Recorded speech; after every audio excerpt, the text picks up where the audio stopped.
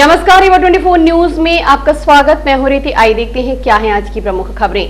लोकसभा चुनाव की तिथियां घोषित। दूसरे चरण में 26 अप्रैल को होगा रीवा जिले में मतदान। मनाई गई महाराजा मार्तंड सिंह की 102वीं जयंती। विद्यार्थियों की फीस, किताबें और ड्रेस के संबंध में जिला दंडाधिकारी ने धारा 144 के तहत प्रतिबंधात्मक आदेश किया जारी। और बहू ने ससुर के ऊपर मारपीट एवं बुरी नजर से छेड़छाड़ करने का लगाया आरोप। इन खबरों को आगे हम विस्तार से देखेंगे। लोकसभा चुनाव को लेकर आज कलेक्टर रीवा ने पत्रकार वार्ता कर चुनाव की तिथियां घोषित कर दी। इसके साथ ही आज से आदर्श आचार संहिता भी लागू हो गई। पत्रकार वार्ता के दौरान रीवा एसपी विवेक सिंह भी मौजूद रहे। रीवा कलेक्टर प्रतिभा पॉल ने बताया कि 16 मार्च से प्रेस नोट रिलीज करने के साथ ही आचार संहिता लागू हो गई है। 28 मार्च को गजट नोटिफिकेशन जारी किया जाएगा। 4 अप्रैल को नॉमिनेशन किए जाएंगे। 5 अप्रैल को स्क्रूटनी होगी और 8 अप्रैल को उम्मीदवार अपने नाम वापस ले सकेंगे। इसके बाद 26 अप्रैल को वोटिंग की तिथि घोषित हुई है और 4 जून को काउंटिंग की जाएगी। सारी प्रक्रिया 6 जून तक कंप्लीट कर ली जाएगी। चुनाव की तैयारी को लेकर सभी अधिकारियों की ट्रेनिंग पूरी कर ली गई है। इस दौरान उन्होंने बताया कि जिले भर में 18,50,000 मतदाता हैं, जिसमें से 18 साल के नए 50,000 मतदाता जुड़े हैं। वहीं घर से वोट देने की आयु सीमा 80 से 85 साल कर दी गई है। कुल 13,753 दिव्यांग मतदाता हैं। शहरी क्षेत्र में 328 मतदान केंद्र बनाए गए हैं। वहीं ग्रामीण क्षेत्रों में 1686 मतदान केंद्र बनाए गए हैं। और क्या तैयारी है निर्वाचन आयोग की, जानने के लिए आपको लिए चलते हैं कलेक्ट्रेट भवन पत्रकार वार्ता में। और काउंटिंग सभी के लिए 4 जून को होगी। 6 जून से पहले इलेक्शन की पूरी प्रक्रिया संपन्न कर ली जाएगी। अपने यहाँ जो रीवा संसदीय क्षेत्र है वो रीवा जिला और मऊवन जिले की 8 असेंबली कॉन्स्टिट्यूंसीज इसमें आती हैं।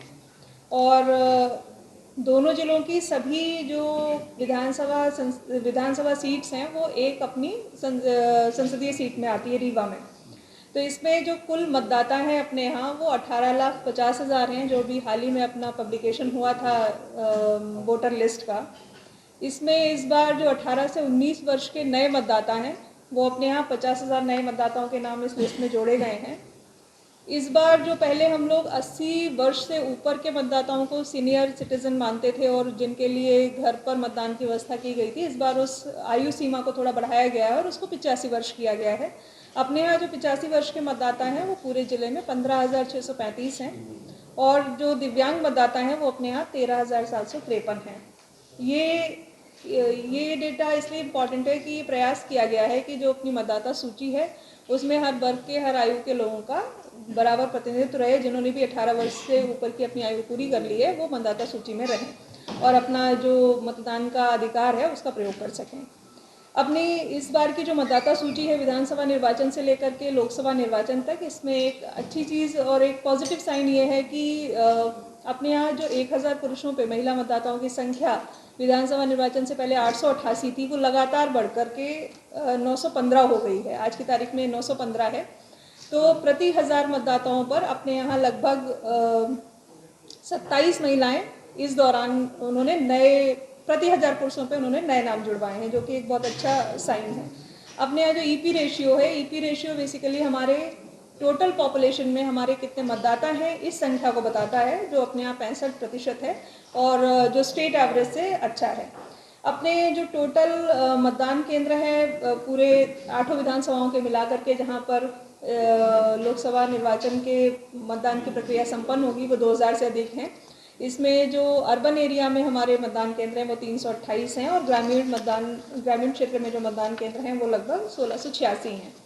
मतदान की प्रक्रिया को लेकर के जो तैयारियां हैं, चूँकि हाल ही में हम लोगों ने विधानसभा निर्वाचन संपन्न कराए हैं, तो अपने यहाँ जो बेसिक तैयारियां हैं उनमें सभी नोडल अधिकारियों की नियुक्ति हो चुकी है। सभी की एक राउंड की ट्रेनिंग हो गई है, जिसमें सभी को ये आइडिया है कि किस प्रकार के निर्देश निर्वाचन आयोग ने दिए हैं, किस तरीके के दायित्वों का संपादन उनको इस अवधि के दौरान, जो चुनाव की अवधि रहेगी, इसमें करना है। इसके अतिरिक्त अपने यहाँ सेक्टर ऑफिसर्स की जो नियुक्ति होती है वो नियुक्ति भी की जा चुकी है। सेक्टर ऑफिसर्स की ट्रेनिंग हो गई है। सेक्टर ऑफिसर्स ने अपने अपने सेक्टर्स का विजिट कर लिया है। सेक्टर ऑफिसर्स चुनाव की पूरी प्रक्रिया में बहुत इम्पॉर्टेंट, बहुत ही महत्वपूर्ण अंग रहते हैं, क्योंकि वो चुनाव के बहुत पहले दिन से इस पूरी प्रक्रिया में जुड़ते हैं और मतदान केंद्रों की अवसंरचना की जो व्यवस्थाएं हैं वो देखने से लेकर के मतदान के दिवस में टीम्स के पहुंचने की, ईवीएम्स के पहुंचने की, ईवीएम्स के रिप्लेसमेंट की, ईवीएम्स की व्यवस्था की, लॉ एंड ऑर्डर की, हर प्रकार की छोटी से बड़ी जो मतदान केंद्र हमारा यूनिट है उसकी सभी व्यवस्थाएं हमारे सेक्टर मजिस्ट्रेट पर निर्भर करती है। इसीलिए उनके कई राउंड के जो ओरिएंटेशन है, कई राउंड के प्रशिक्षण हम लोग रखते हैं। उनके 2 राउंड के प्रशिक्षण हो चुके हैं और जो नॉर्म्स हैं एक वल्नरेबिलिटी मैपिंग के, वो भी उन्होंने अपने 1 राउंड के कंप्लीट कर लिए हैं। महाराजा मार्तन सिंह की 102वीं जयंती अवसर पर उन्हें याद करते हुए आज श्रद्धांजलि अर्पित की गई। रीवा रियासत के अंतिम शासक महाराजा मार्तन सिंह का जन्म 15 मार्च 1923 को गोविंदगढ़ के किले में हुआ। उनके पिता गुलाब सिंह थे जो उस समय रीवा के महाराज थे। 1941 में उन्होंने स्नातक की उपाधि प्राप्त की। अपने पिता की मृत्यु के बाद 1946 में वह रीवा के महाराज बने और 1970 में सरकार द्वारा रॉयल्टी समाप्त करने तक बरकरार रखी, लेकिन सत्ता नहीं। महाराजा मार्तन सिंह को सफेद शेरों के संरक्षण के लिए भी जाना जाता है। राजशाही की समाप्ति के बाद महाराजा मार्तन सिंह ने 5वीं लोकसभा 1971, 7वीं लोकसभा 1980 और 8वीं लोकसभा 1984 में रीवा का प्रतिनिधित्व किया। सरकार ने उनके योगदान के लिए 1986 में तीसरे सबसे बड़े नागरिक पद्म भूषण से भी उन्हें सम्मानित किया। उनका विवाह कच्छ की राजकुमारी महारानी प्रवीण से हुआ।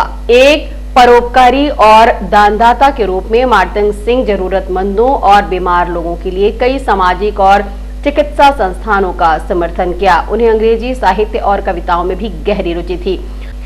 दुनिया की पहली white tiger safari Mukundpur Satna में स्थित थी, जिसका नाम उनके नाम पर Maharaja Martand Singh Judev white tiger safari और चिड़ियाघर रखा गया है। आज उनकी 102वीं जयंती में उन्हें याद करते हुए उन्हें विनम्र श्रद्धांजलि प्रदान की गई। इस दौरान उनके पुत्र महाराजा पुष्पराज सिंह और इतिहासकार असद खान सहित अन्य गणमान्य नागरिक उपस्थित रहे। ये स्वर्गीय महाराज मार्तन सिंह जी की समाधि स्थल है और लक्ष्मण बाग में ये स्थिति है। आज 102वीं वर्षगांठ है महाराज साहब की और लक्ष्मण बाग में स्थित हम लोग यहाँ एकत्र हुए हैं उनको उनका आदर करने के लिए, उनको श्रद्धांजलि देने के लिए, उनका स्मरण करने के लिए। एक महान विभूति जिन्होंने रीवा को सैनिक स्कूल दिया, सफ़ेद बाग दिया, ट्रेन दी, बहुत सारी चीज़ें जो दी और सबसे बड़ी बात प्यार दिया, उसके लिए हम लोग यहाँ पर एकत्र हैं। सूत्र सेवा बस योजना अंतर्गत आज रीवा से जबलपुर के लिए 4 बसों को सांसद जनार्दन मिश्रा ने हरी झंडी दिखाकर रवाना किया। आज नगर निगम रीवा द्वारा आयोजित एक समारोह में सांसद जनार्दन मिश्रा ने न्यू बस से जबलपुर के लिए 4 एसी बसों को हरी झंडी दिखाकर रवाना किया। ये बसें रीवा से हर 2 घंटे में चलेंगी, जो मैहर कटनी होकर 4 घंटे 30 मिनट में जबलपुर पहुंचेंगी। विगत वर्ष 2018 में नगर निगम द्वारा सूत्र सेवा बस संचालन की शुरुआत की गई थी, जिसमें 23 बस संचालन का टेंडर तिवारी कोच को मिला था, जिसमें 11 बसें शहर में, 6 बस रीवा सतना, 2 बस रीवा छतरपुर, 4 बस रीवा जबलपुर चलना था। आज रीवा जबलपुर बस संचालन के बाद टेंडर पूरा हो गया। चल रही बसों को यात्रियों द्वारा खूब पसंद किया जा रहा। बसों में ऑनलाइन बुकिंग की भी सुविधा उपलब्ध है। रीवा से जबलपुर जाएंगी, जिनमें 4 रीवा से जबलपुर जाएंगी, 6 रीवा सतना, 6 रीवा से सतना जाएंगी, 2 रीवा छतरपुर, जो 2 रीवा छतरपुर, और 11 बसें शहर के अंदर, वो 11 बसें शहर के अंदर चलेंगी। इस तरह से निश्चित रूप से इन बसों से यात्री सुविधा और रेलवे ये किराए की जो कम दूरी, कम टाइम, कम किराया, कम ज़्यादा सुविधा देते हुए जो नॉन स्टॉप गाड़ियाँ चलेंगी, तो वो इससे काफ़ी लाभ मिलेगा लोगों को, यात्रियों को। मेरी शुभकामनाएं हैं। विद्यार्थियों की फीस, किताबें और ड्रेस खरीदने के संबंध में गंभीर शिकायतें मिली हैं। इन पर नियंत्रण के लिए कलेक्टर व जिला दंडाधिकारी प्रतिभा पॉल ने दंड प्रक्रिया संहिता 1973 की धारा 144 के तहत प्रतिबंधात्मक आदेश जारी किए हैं। रीवा जिले के शासकीय और निजी स्कूल तथा कॉलेजों में बड़ी संख्या में विद्यार्थी पढ़ाई कर रहे हैं। जिले के विभिन्न शैक्षणिक संस्थाओं के प्रबंधन द्वारा शिक्षण संस्थाओं में प्रवेश, विद्यार्थियों की फीस, किताबें और ड्रेस खरीदने के संबंध में शिकायत मिली है। इन पर नियंत्रण के लिए कलेक्टर एवं जिला दंडाधिकारी प्रतिभा पॉल ने दंड प्रक्रिया संहिता 1973 की धारा 144 के तहत प्रतिबंधात्मक आदेश जारी किए। यह आदेश तत्काल प्रभाव से लागू कर दिया गया है। वर्तमान परिस्थितियों में आदेश की व्यक्तिगत तामील संभव नहीं है, इसलिए ये आदेश दंड प्रक्रिया संहिता की धारा 144(5) के तहत एक पक्षीय रूप से जारी किया जा रहा है। आदेश की सूचना विभिन्न संचार माध्यमों से शैक्षणिक संस्थाओं तथा आम जनता को दी जा रही है। आदेश का उल्लंघन करने वाले व्यक्ति, शिक्षण संस्था के प्राचार्य तथा प्रबंधक के विरुद्ध धारा 188 के तहत प्रकरण दर्ज कर कार्रवाई की जाएगी। जारी आदेश के अनुसार विद्यार्थियों के अभिभावकों को स्कूल अथवा अन्य शिक्षण संस्थान पुस्तकें, ड्रेस अथवा अन्य सामग्री खरीदने के लिए किसी विशेष दुकान से बाध्य नहीं कर सकेंगे। पेरेंट्स के इस तरीके की शिकायतें भी हम लोगों को प्राप्त हो रही थी कि स्कूल्स जो हैं पेरेंट्स पर ये दबाव बनाते हैं। विभिन्न प्रकार की किताबें जो स्पेसिफिक रहती हैं, जिन पे स्कूल्स के नाम रहते हैं, या यूनिफॉर्म कहाँ से ख़रीदनी है, किस प्रकार की ख़रीदनी है, इस प्रकार की चीज़ों पर जो दबाव पेरेंट्स पे बनाया जाता है, उसी को लेकर के ये चूँकि शिक्षा से जुड़ा हुआ विषय है और इसमें जो प्रभावित होने वालों की संख्या है वो बहुत अधिक है। हर किसी का बच्चा किसी न किसी स्कूल में पढ़ता है, तो अशासकीय विद्यालयों को लेकर के एक धारा 144 लागू की गई है। इसका उद्देश्य ये है कि प्रत्येक स्कूल के लिए, प्रत्येक अशासकीय विद्यालय के लिए ये आवश्यक होगा कि उनके यहाँ किस क्लास में किस लेखक की और किस प्रकाशक की पुस्तकें चलनी हैं, इस चीज़ का प्रकाशन प्रत्येक स्कूल के लिए अनिवार्य है कि वो अपने सूचना पटल पे करे। एक ये भी आवश्यक है कि स्कूल्स की बुक्स पर या नोटबुक्स पे किसी भी प्रकार का स्कूल का नाम अंकित नहीं होगा, जिससे कि ये सुनिश्चित स्कूल करते हैं कि वो पर्टिकुलर दुकान से ही वो किताबें खरीदी जाएं, तो उस पर भी प्रतिबंध रहेगा। साथ ही किसी भी प्रकार का यूनिफॉर्म, जूते या अन्य जो स्टेशनरी का सामान होता है वो भी पेरेंट्स खुले मार्केट से ले सकते हैं। उसको लेकर भी कोई स्कूल कोई पर्टिकुलर दुकान नियत नहीं कर सकता है कि हमें बस यहीं से खरीदनी है या स्कूल से ही खरीदना है। तो इस प्रकार की संबंध में एक नोटिफिकेशन शिक्षा विभाग का है, उसी के संबंध में निर्देश जारी किए गए हैं और सभी एसडीएम्स को और डीओ को, जिला शिक्षा अधिकारी को भी ये निर्देश दिए गए हैं कि इन निर्देशों का कड़ाई से पालन कराएं, ताकि इस शैक्षणिक सत्र में कोई भी पेरेंट्स इस वजह से परेशान ना हो कि उनके बच्चे किसी स्कूल में पढ़ रहे हैं और उन पर बेवजह किसी प्रकार का दबाव बनाया जा रहा है। ज़्यादातर मैडम प्राइवेट स्कूलों में देखा जाता है कि दुकानों से निश्चित किया है। बिल्कुल, इसीलिए ये जो आदेश है वो अशासकीय विद्यालयों के लिए ही है। अशासकीय विद्यालयों में इस प्रकार की प्रवृत्ति देखी जाती है, तो ये आदेश उन्हीं के लिए जारी किया गया है और आदेश का उल्लंघन करने पर जो सुसंगत धाराएं हैं उन पर हम लोग कार्रवाई करेंगे। लोकसभा चुनाव में तैनात होने वाले व्यय लेखा दल, फ्लाइंग स्क्वाड, स्थैतिक निगरानी दल तथा वीवीटी के सदस्यों को प्रशिक्षण दिया गया। लोकसभा चुनाव में तैनात होने वाले व्यय लेखा दल, फ्लाइंग स्क्वाड, स्थैतिक निगरानी दल तथा वीवीटी के सदस्यों को प्रशिक्षण दिया गया। प्रशिक्षण में कलेक्टर एवं जिला निर्वाचन अधिकारी श्रीमती प्रतिभा पॉल ने कहा कि चुनाव अत्यंत महत्वपूर्ण और संवेदनशील कार्य है।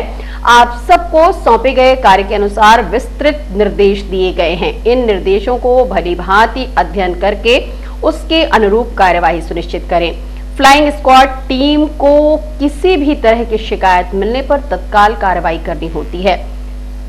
सी विजिल ऐप से शिकायत दर्ज होने पर 5 मिनट में आपके मोबाइल पर इसकी सूचना आ जाएगी। फ्लाइंग स्क्वाड को 15 मिनट में निर्धारित स्थल में पहुंचकर जांच करके 30 मिनट में प्रतिवेदन दर्ज करना है। फ्लाइंग स्क्वाड सतर्कता और तत्परता से अपना कार्य करे। मास्टर ट्रेनर तथा नोडल अधिकारी प्रशिक्षण डॉक्टर अमरजीत सिंह एवं मास्टर ट्रेनर एचजीआर त्रिपाठी ने बिंदुवार प्रशिक्षण दिया। डॉक्टर त्रिपाठी ने कहा कि चुनाव खर्च की निगरानी महत्वपूर्ण भाग है। आयोग द्वारा उम्मीदवार के लिए 40 लाख रुपए अधिकतम व्यय की सीमा निर्धारित की गई। उम्मीदवार निर्धारित गतिविधियों तथा प्रचार सामग्री में ही इन्हें व्यय कर सकता है। इसके अतिरिक्त किसी भी तरह का व्यय अवैधानिक होगा। प्रत्येक उम्मीदवार को मतगणना समाप्त होने के 30 दिनों के भीतर चुनाव खर्च का पूरा विवरण देना अनिवार्य है। चुनाव खर्च की निगरानी के लिए जिला स्तर तथा विधानसभा स्तर पर दल तैनात होंगे। वो लोग अवलोकन भली प्रकार कर लें, ताकि जैसे ही उनकी ज़रूरत हो उन टीम्स की, वो सभी टीम्स एक्टिवेट हो सकें। इसीलिए सभी जो अपनी FST हैं, SST हैं, जो वीडियो व्यूइंग टीम है, इन सभी की आज ट्रेनिंग की गई है। इसमें सभी जो अधिकारी लगे हुए हैं उनके आदेश जारी हो चुके हैं। सभी को एक प्रथम ट्रेनिंग में बताया गया है कि उन्हें आने वाले समय में किस तरीके से काम करना है। इलेक्शन को लेकर के जो विभिन्न शिकायतें समय समय पर प्राप्त होती हैं उनका कैसे मौके पर जाकर के निराकरण करना है, सी विजिल में कैसे रेस्पॉन्ड करना है, इन सभी चीज़ों की आज प्रशिक्षण दिया गया है। प्रशिक्षण में मैडम मुख्य पॉइंट क्या क्या है? प्रशिक्षण के जो मुख्य पॉइंट हैं वो इलेक्शन फ्री हो, फेयर हो, इस काम की पूरी जवाबदारी अधिकतर अपनी FST और SST की टीम की होती है। तो यदि कहीं से शिकायतें प्राप्त होती हैं आचार संहिता के उल्लंघन की, तो ये टीम्स जाकर के वहाँ विजिट करती हैं, मौके जांच के अनुसार अपनी रिपोर्ट देती हैं और उस पर कार्रवाई करती हैं। तो यही कार्रवाई करने के लिए इनको निर्देश दिए गए हैं। सी विजिल और अन्य जो कंप्लेंट के मोड्स हैं उनमें ये लोग किस तरीके से कार्रवाई करेंगे, इसका भी प्रशिक्षण दिया गया है। टीम में कौन कौन से रहते हैं अधिकारी? टीम में विभिन्न विभागों के अधिकारियों को रखा गया है। इसमें हर एक विधानसभा में अपने लोगों ने अलग अलग नॉर्म्स हैं, जैसे FST और SST हर विधानसभा में 3-3 अपने को बनानी है, और इसके अलावा जो टीम्स बननी है तो जो नॉर्म्स हैं निर्वाचन आयोग के, उसी के अनुसार टीमें गठित की गई हैं। बहू द्वारा अपने ससुर के ऊपर मारपीट एवं बुरी नियत से छेड़छाड़ करने का आरोप लगाते हुए महिला थाने में शिकायत दर्ज कराई गई है। डभौरा की रहने वाली रेणु गौतम हाल मुकाम निराला नगर ने अपने ससुर गुलाब चंद्र गौतम के ऊपर मारपीट करने एवं बुरी नियत से छेड़छाड़ करने का आरोप लगाया है। रेणु ने बताया कि शाम करीब 6 बजे वह अपने गाय को भूसा दे रही थी, तभी उसके ससुर गुलाब चंद्र गौतम आए और दाहिना हाथ पकड़कर बुरी नियत से छेड़छाड़ करने लगे। जब विरोध किया तो सीना पकड़ा और दाहिने गाल एवं गले में तमाचा मारा, धक्का दे दिया। इसी समय उनकी पुत्री बचाने आई तो गुलाब चंद्र के साथी रविंद्र राय दीक्षित ने उसे पकड़कर मारा, जिससे वह नीचे गिर गई और उसका मोबाइल छीनकर फेंक दिया। इसके बाद पड़ोस के लोग आए और उन्होंने भी देखा। घटनाक्रम का वीडियो भी उनकी बेटी ने बनाया है, जिसकी रिपोर्ट डभौरा थाने में भी दर्ज कराई गई है। इस संबंध में हमने पीड़ित रेणु गौतम से चर्चा की। महिला थाने क्या घटना हो गई? कल शाम को मेरे ससुर गुलाब गौतम और उनके साथी रविंद्र दीक्षित मेरे घर में अचानक रात में घुसे। शाम को 6 बजे घुसे और जा कर के सीधे लपट पड़े, मुझे वहीं पे गिरा दिए। और मैं कुछ सोच पाती इससे पहले वो मुझे नीचे गिरा के और मेरे साथ बदचलन तरीके से इधर उधर हाथ लगाने लगे, मेरी साड़ी फाड़ने लगे।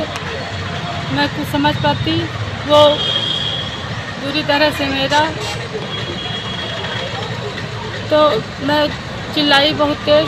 सोनम मेरी बच्ची दौड़ कर आई और वो देखी तो वो बचाने लगी, लेकिन वो कैसे बचाती क्योंकि वो मुझे अंदर पड़ता हुआ था। फिर मेरी बच्ची दौड़ के फ़ोन लेके आई और उसको झटकी एक बार, नीचे गिरा और मैं उठी। उठ के मैं बाहर भागी किसी को आवाज़ दूँ, तो उतने में सोनम मोबाइल लेकर आई और वीडियो बनाने लगी। उसके साथ जो एक और साथ में था रविंद्र राय दीक्षित, वो मेरी लड़की का मोबाइल छुड़ा करके और उसको 2-3 थप्पड़ मार के वहीं पे गिरा दिया। उसके साथ भी आप थाने गई थी? जी, मैं जब कई लोगों ने वहीं पर जो थे वो आके मुझे छुड़ाया उड़ाया तो मैं भाग के थाने गई। और थाने गई तो मुझे बैठाए रहे 6 बजे से लेकर के 6:30 बजे से लेकर के 10:30 तक, 10:40 तक मुझे बैठाए थे। और उसके बाद बोले कि मैं बोली ऐसा ऐसा मेरे साथ हुआ है और आप मेरा FIR लिखे, तो कहते हैं नहीं ऐसा नहीं ऐसा हुआ है, ऐसा नहीं ऐसा हुआ है। मैं जो लिखा रही थी वो नहीं लिख रहे थे, दूसरा लिख रहे थे। तो उसके बाद उन्होंने कहा कि लिखना है तो ठीक है, नहीं तो निकलो यहाँ से और भागो यहाँ से। वो गेट का रास्ता है, वो थाने में जो गेट का रास्ता है वहाँ से निकलो, भागो यहाँ से। और इस तरह से मुझे 10:30 बजे भगा दिया। आज आप महिला थाने आई हैं तो यहाँ रिपोर्ट लिख गई आपकी? जी हाँ, मेरी यहाँ रिपोर्ट लिख गई है। जिस वक्त वो लोग मारपीट कर रहे थे, आपके ससुर हैं और उनके एक साथी, तो उसका कुछ वीडियो आपकी बच्ची बनाई थी? जी हाँ, मेरे पास। नगर निगम अमले द्वारा आज अवैध मकान को जेसीबी मशीन से गिरा दिया गया। चुनाव आचार संहिता लागू होने से पहले नगर निगम ने पचमढ़ा से बाबाधाम तक कार्रवाई की है। इस दौरान अवैध मकान को जेसीबी मशीन के माध्यम से गिरा दिया गया। लोकसभा चुनाव के चलते आचार संहिता लागू होने से पहले यह बड़ी कार्रवाई की गई। अवैध तरीके से बड़े मकानों को तोड़ा गया है। इस दौरान जिला पुलिस, पीडब्ल्यूडी, राजस्व विभाग का अमला शामिल रहा। इस संबंध में एसडीएम अनुराग तिवारी ने हमें बताया। लेकी और बाबा घाट तक के बीच का अतिक्रमण आज ये तोड़ा जा रहा है। इसमें नगर निगम की टीम है, पुलिस की टीम है, राजस्व और पीडब्ल्यूडी की टीम है। ये सड़क के चौड़ीकरण के लिए जो अवैध अतिक्रमण था उसको गिराया जा रहा है ताकि सड़क का निर्माण किया जा सके। जो लोगों के घर जो अतिक्रमण में गिराए जा रहे हैं उनके द्वारा कुछ विरोध भी किया जा रहा है, लेकिन समझाइश दे के कार्रवाई शांतिपूर्वक चल रही है। हाँ जी, हाँ, इनको सूचना दी गई है, नोटिस दिया गया है, पहले से एक डेट दे। शासन के आदेश अनुसार पूरे मार्च रजिस्ट्रार ऑफिस खुला रहेगा। होली के दिन छुट्टी मिलेगी। मार्च महीने में होली अवकाश को छोड़कर यानी 25 मार्च को छोड़कर बाकी अन्य दिन जिला पंजीयक एवं उप पंजीयक कार्यालय खुले रहेंगे एवं सभी दस्तावेजों का पंजीयन किया जाएगा। पूरा मार्च शासन का ऐसा आदेश है कि जनता के हित में और राजस्व अर्जन के उसमें पूरा मतलब खुला रखा जाए। सिर्फ होली का मतलब अवकाश छोड़ के पूरा 1 से 31 तारीख तक कार्यालय खुला रहेगा। टाइम वही कार्यालयीन समय जो रहता है, कार्यालयीन समय पर। जी जी। और अब मिलते एक छोटी सी ब्रेक के बाद। हड्डी जोड़ एवं रीढ़ रोग तथा स्त्री रोग एवं प्रसूति रोग का इलाज एक ही छत के नीचे। विघ्नहर्ता hospital and trauma centre, hotel landmark के पास, रतहरा, रीवा। डॉक्टर संतोष सोनी, पूर्व चिकित्सक, बॉम्बे हॉस्पिटल, मुंबई। हड्डी जोड़ एवं रीढ़ रोग विशेषज्ञ, छोटे चीरे एवं दूरबीन विधि द्वारा हाथ तथा पैर की हड्डियों का ऑपरेशन। गठियाबात, जटिल एवं बिगड़े हुए फ्रैक्चर का बेहतर इलाज करते हैं डॉक्टर संतोष सोनी। विघ्नहर्ता हॉस्पिटल ट्रॉमा सेंटर में ही स्त्री एवं प्रसूत रोग विशेषज्ञ डॉक्टर शैलजा सोनी भी उपलब्ध हैं, जिनकी देखरेख में नॉर्मल डिलीवरी, सिजेरियन ऑपरेशन एवं बच्चेदानी से संबंधित ऑपरेशन की बेहतर सुविधा। संतानहीन दंपत्ति तत्काल संपर्क करें। विघ्नहर्ता hospital and trauma centre, hotel landmark के पास, रतहरा, रीवा। सुविधाजनक एवं सफल इलाज हेतु आज ही संपर्क करें। विघ्नहर्ता hospital and trauma centre, hotel landmark के पास, रतहरा, रीवा। मोबाइल नंबर 7828781983 अथवा 8462956774 पर। नहर में डूबने से युवक की मौत हो गई, जिसकी लाश को एसडीआरएफ की टीम ने बरामद कर लिया है।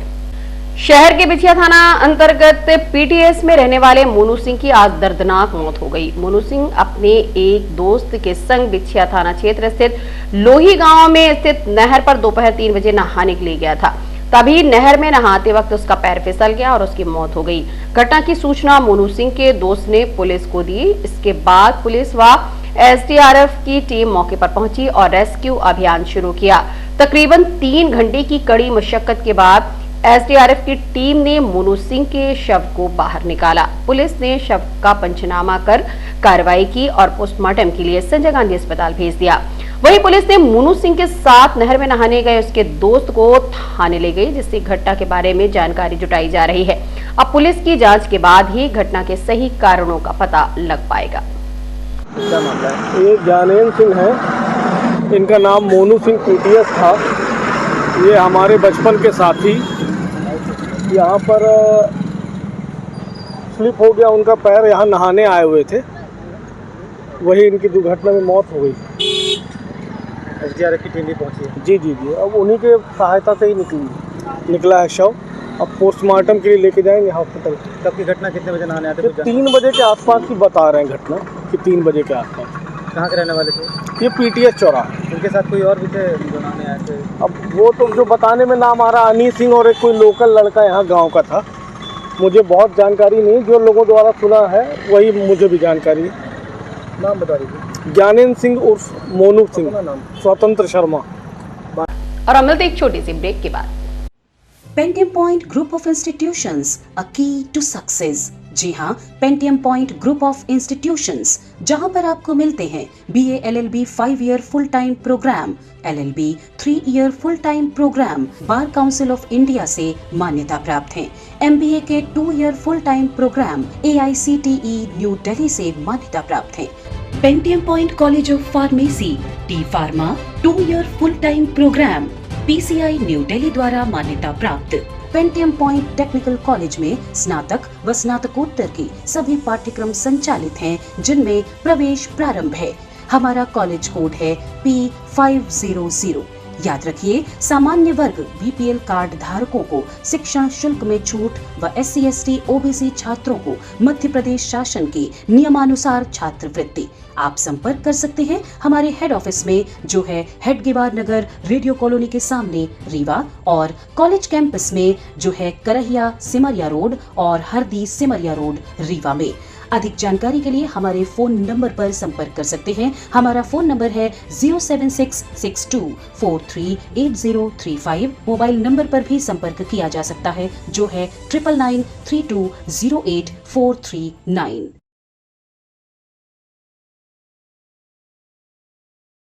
ब्रह्म कुमारी द्वारा 17 मार्च से 23 मार्च तक श्रीमद् भागवत कथा ज्ञान यज्ञ का आयोजन कराया जाएगा।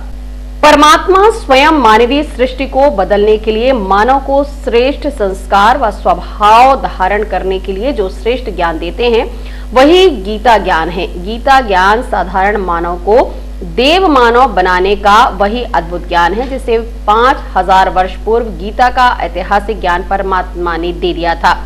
वही ज्ञान जो श्री कृष्ण व अर्जुन के वृत्तांत के रूप में श्रीमद् भागवत गीता के रूप में उल्लेखित है, आज पुनः दिव्य कर्तव्य परमात्मा का कल्प पहले की तरह से चल रहा है। रीवा के मानस भवन में 17 मार्च से श्रीमद् भागवत गीता ज्ञान यज्ञ शुरू होगा, जो 23 मार्च तक चलेगा। उन्होंने बताया कि योग शक्ति बी के भारती दीदी द्वारा गीता के ज्ञान पर प्रवचन दिया जाएगा। ये जानकारी प्रजापिता ब्रह्म कुमारी संस्थान झिरिया रीवा में आयोजित प्रेस वार्ता में BK निर्मला दीदी क्षेत्रीय संचालिका ने दी। सभी मानस तक पहुंच जाए, इस उद्देश्य से, क्योंकि मीडिया ये एक ऐसा सशक्त माध्यम है जो सब तक ये संदेश पहुंचाने में सक्षम है, जिनको हम लोग दूसरी भाषा में नारद जी की उपाधि देते हैं कि हर घर घर तक संदेश भगवान के आने का दिया, तो इससे और बड़ा कोई साधन नहीं होता है। तो इस उद्देश्य को लेके कि हमारा अभी तक जो सबसे महान ग्रंथ है श्रीमद् भगवत गीता, उसका उद्देश्य क्या है, उसका संदेश क्या है, गीता हमें क्या देती है, वहाँ तक हमारा पहुँच अभी तक हमारे विद्वानों के द्वारा हो नहीं पाई है। तो वो जानकारी सब तक पहुंचाने के लिए ये विशेष प्रेस का वार्ता रखी गई है, और आप सभी इसमें सदाई ही सेवा में आगे रहे हैं, और ये सेवा आपकी परमात्मा पिता के द्वारा आप सभी को बहुत बड़ी गिफ्ट मिलेगी कि इतना शुभ संदेश हर मानव तक पहुंच जाए। इससे बड़ी और सेवा कोई नहीं कर सकता। आज की खबरों में बस इतना ही। नई खबरों के साथ हम होंगे पुनः उपस्थित। इजाजत दीजिए रीत को। नमस्कार।